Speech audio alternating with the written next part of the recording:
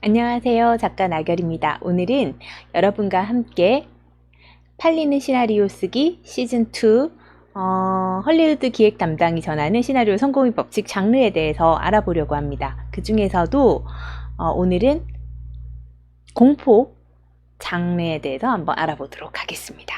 공포 영화는 크게 두 가지로 나눌 수 있는데요. 테러 영화와 진짜 공포 영화가 있대요. 테러 영화에서 악당은 인간이 정해놓은 법률을 위반하는 사람이고, 공포 영화에서 악당은 자연이 정해놓은 자연의 법칙을 위반한대요. 그러니까 이를테면 좀비 같은 거죠. 왜냐하면 죽었으면 죽었어야 되는데 좀비들은 어떤가요? 죽었는데 산 것처럼 돌아다니잖아요. 그런 것처럼. 그래서 테러 영화의 관객들은 혹시 그런 일이 일어나면 어떡해? 라는 겁에 질리지만 공포 영화의 관객들은 공포에 허덕이게 된대요. 테러 영화의 캐릭터들은 겁에 질리다가 죽거나 싸움을 해서 이겨나가지만 공포 영화의 캐릭터들은 일단 관객들의 응원을 받으면서 시작하는 거예요. 왜냐하면 난도질 당하는 악당들은 예를 들면 인간이라면은 정신병자 같은 미치광이 현실 세계에서 찾다면 인간 중 현실 세계에서 찾자면 정신병원에나 있을 미치광이라고 생각할 정도의 사람들이기 때문에 내 주변에 없죠. 그래서 관객들이 실제적으로 그를 무서워하지만 진짜 공포를 체험하진 않고 얘가 살았으면 좋겠다는 응원을 가질 여유가 있다는 거지. 넌 살아야 돼요. 너 도망가나봐 살아야 돼. 예를 들면 우리가 에일리언 같은 거를 봤을 때 느끼는 거죠. 왜냐하면 그 외계인이 왜 사람들을 죽이려고 하지? 그게 합리적인가라는 생각하기 전에 이제 무조건 살아라고 응원하잖아요. 그런 것과 같은 효과를 발휘하기 때문에 공포영화 캐릭터들은 일단 응원받고 영화에 출전하는 캐릭터들이라고 해요. 이를테면 좀비 영화에서 좀비에게 살해당한 사람은 좀비가 돼요. 흡혈귀 영화에서도 목이 물리면 흡혈귀가 돼요. 플랑켄스타인은 공포 영화예요. 죽은 육체로 살아나서 죽은 육체로 살아있는 피조물을 만들어내는 과정에서 플랑켄슈타인 남작이 신과 인간의 법칙을 깼죠. 그죠? 그래서 죽은 사람이 죽은 채로 해야 되는데 죽은 사람이 산 사람처럼 다니는 거예요. 이걸 어떻게 죽일 것인가 이런 거지. 그죠? 그래서 보통 공포 영화는 그런 식으로 이제 삶과 죽음의 경계에서 살아난 자들이 혹은 자연에서 존재하지 않는 우리가 일상에서 볼 수 없는 존재들이 괴물들이 나타나서 일으키는 경우들이 많대요. 그리고 귀신 이런 것도 사실 어떻게 보면은 영적 귀신 이런 것도 실제 현실에서 우리가 같이 있다고 느끼지 못하는 것들이지만 상상 속에는 같이 있다고 생각하는 것들이잖아요. 그래서 공포영화는 할 수 있지만 테러 영화에는 못하는 점이 있어요. 이 점은 진짜 공포영화에서 굉장히 중요한 점 중에 하나인데요. 시각적으로 영화적인 방법으로 형이상학적인 질문을 던질 수 있다는 거예요. 좀 더 철학적인 질문을 담을 수 있는 것은 공포라는 거예요. 공포영화들은 너무 심오하거나 무섭다고 생각해서 좀처럼 받아들이지 않을 이런 질문들을 영화적으로 담아낸대요. 에일리언에서 주제는 정말 살아있다는 게 무엇일까? 라는 거거든요. 그래서 정말 살아있다는 거, 진짜 너가 생명이 있으면 살아있는 거야? 물질 만능주의로 산다는 게 생명이 있는 거야? 혹은 그것을 빗대어서 에일리언이 이제 그 숙주로 삼은 사람들도 살아는 있지만 죽은 것 같거든요. 숨을 쉬는 것. 그런 식으로 이미지적으로 이 철학적인 질문을 던지고 있어요. 그런 것처럼 흡혈귀는 태양 아래서 짧은 삶과 어둠 속에서 긴 생명을 바꾼 사람이죠. 죽지 않는 생명체. 그래서 불멸을 얻기 위해서 영혼을 팔았거든요. 그래서 쉽사리 죽을 수도 없는 존재예요. 그런 대신에 인간과의 삶을 포기했죠. 세상을 얻고도 영혼을 판다는 게 의미 있는 거야? 정말 행복한 일인이라는 굉장히 철학적인 질문을 흡혈귀 영화는 항상 가지고 있다는 거예요. 흡혈귀 이야기를 통해서 권능과 부를 얻는 것이 영혼을 포기하는 것이 무슨 의미야? 라는 것을 궁극적으로는 보여준다는 거죠. 늑대 인간은 본심은 착하지만 걷잡을 수 없는 충동으로 인해 사람들을 해칠 수밖에 없어요. 그죠? 근데 세상 사람 누구나 그런 면은 있잖아요. 이런 것을 잡는 거예요. 미이라 시대 시리즈는 불사의 존재에 대한 전설을 불멸의 사랑에 대한 비유로 탈바꿈시켰는데요. 미라는 간통과 살인을 저지른 대가로 살아있는 주검이라는 저주를 받은 고대 이집트의 사제래요. 그래서 돌아온 그는 어떤 대가를 치르더라도 오래전에 잃어버린 연인을 되살리고 싶어 해요. 그죠? 그래서 이런 식으로 이 굉장히 철학적인 지점이 인간의 탐욕과 관련된 어떤 지점이 맞물려 있다는 거예요. 플랑켄슈타인의 피조물은 과학기술이 도덕관념에서 빼앗은 전리품이라는 거죠. 그래서 프랑켄슈타인 박사는 죽은 살덩어리에 생명을 부여했다가 비극적 결말을 넣죠. 그죠?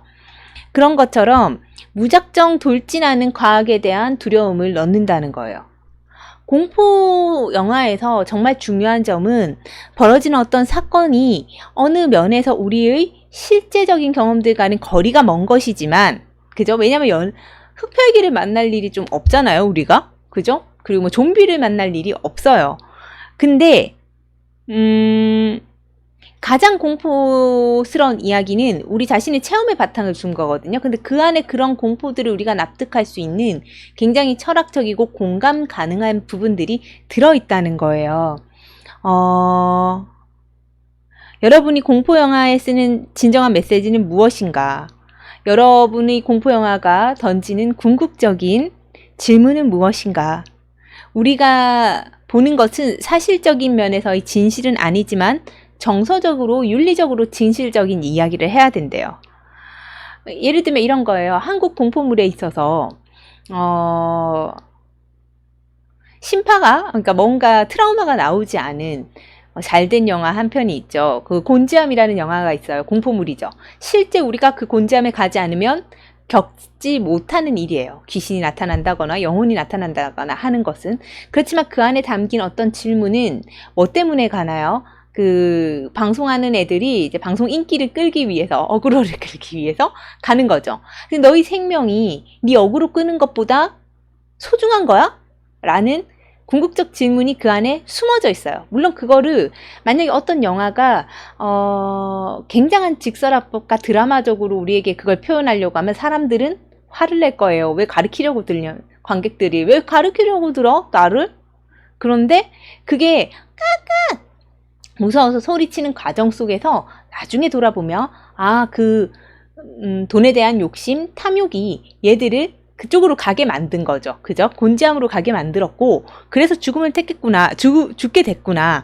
이런 것들이, 현실에 발붙은 이야기로 만든다는 거, 공포로 만든다는 거예요.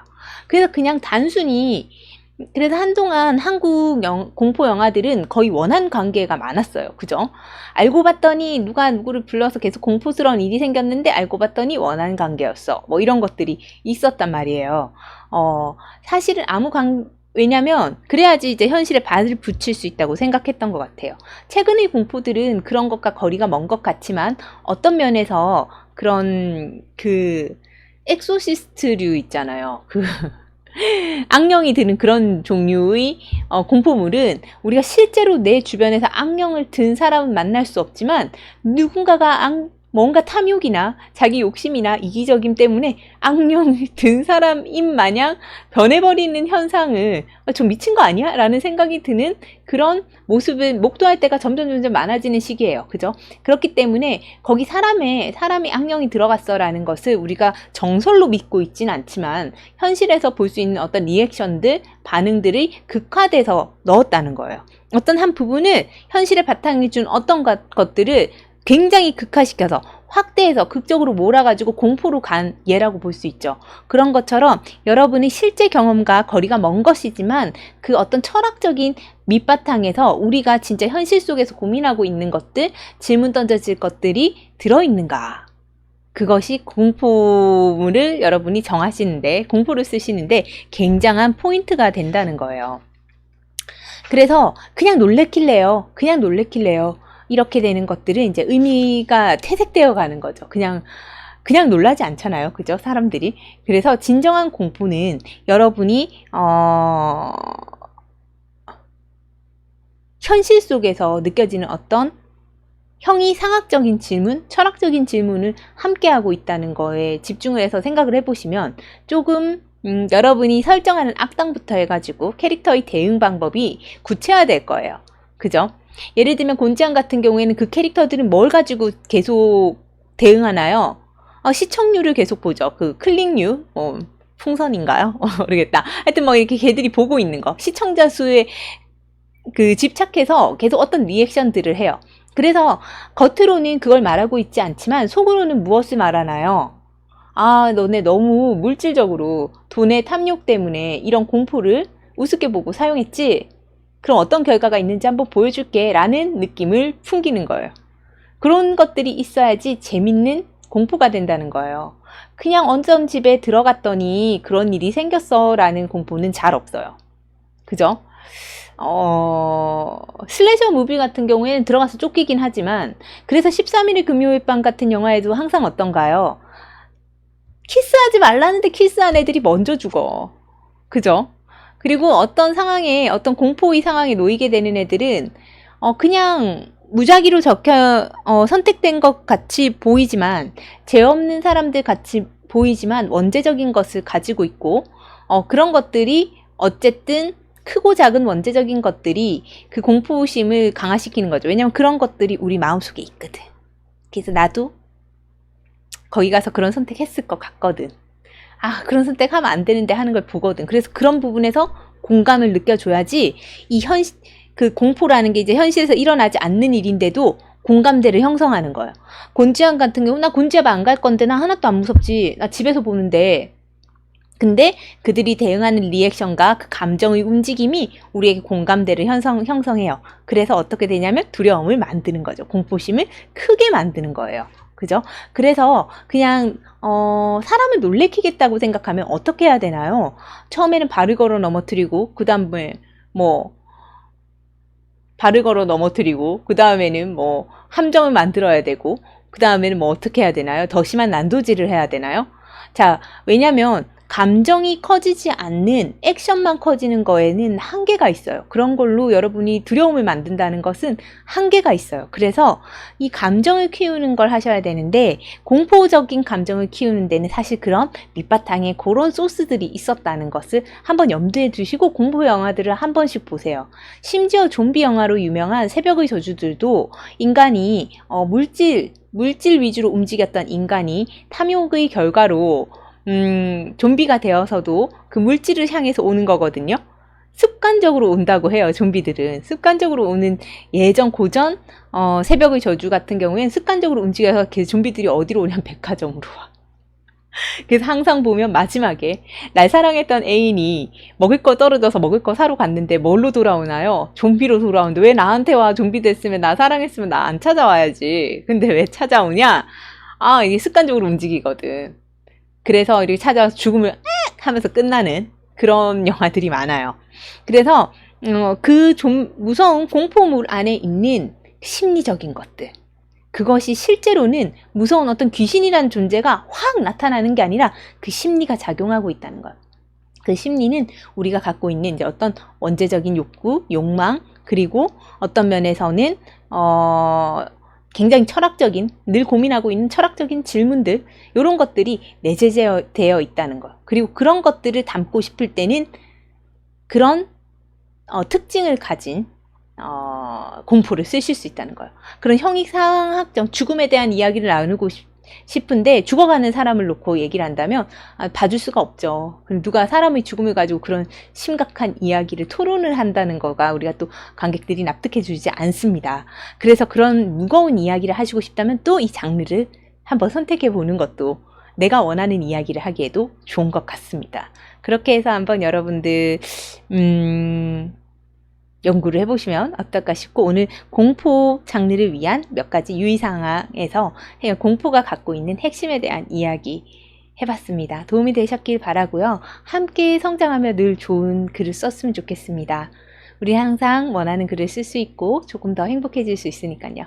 감사합니다. 또 봬요. 다음번에는 뭐에 대한 이야기로 찾아올 거냐면 공상과학과 판타지 얘기와 지금 시대극, 시대극에 대한 이야기 둘 중에 하나로 찾아오겠습니다. 뭘 먼저 할까 고민 중이기 때문에 하나로 딱 못 정하겠네요. 또 급. 어쨌든 좋은 글 쓰는 시간 가지시고요. 다음 시간에 또 봬요. 함께 성장하는 우리가 됐으면 좋겠습니다. 감사합니다.